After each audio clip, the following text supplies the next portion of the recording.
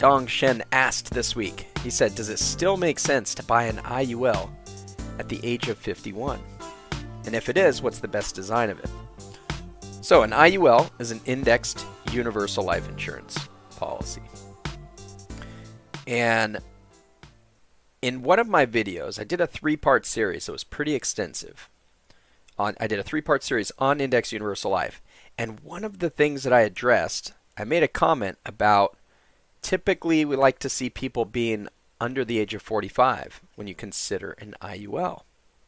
Well,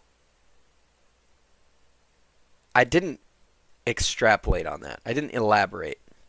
And I should have, because that was what I was taught when I was first taught how to design and sell index universal life insurance. Well, I was taught how to do that from the life insurance company. They don't teach you how to design a policy properly. So, because they teach you how to design based on target premium, or basically how the agent can make a really good commission and make a good living, that's basically the widely held belief, is that you need 15, 20, 25 years of premium payments going in so that you can overcome the high early costs of that policy, and also the ups and downs of the stock market, so that it makes sense for you. Well, come to find out, when I'm designing policies the way that I design them, we can make them look pretty good over the age of 50, over the age of 45. Now, it does depend on how well you fund the policy. You can't just be 55 years old or 60 years old or 65 years old and think you're going to be able to see some cash value growth in a policy when you're funding it at, $500 a month. You're going to have a hard time overcoming just the cost of the insurance if you're not funding it at a high enough level. Now, there's folks who are 60 and 65 and even 70 years old that can get into these policies, and if they're dumping in $100,000 a year, $500,000 into these policies, they can make them work. Like, that's the whole idea behind premium financing.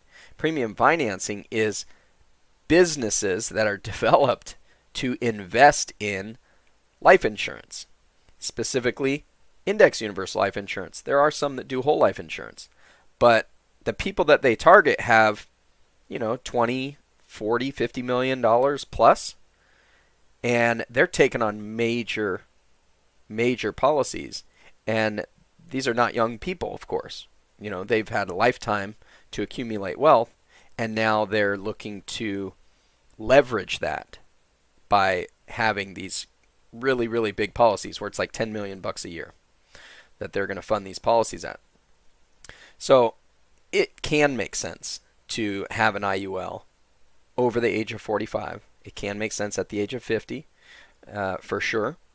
And really, it just depends on how do the numbers work out for you.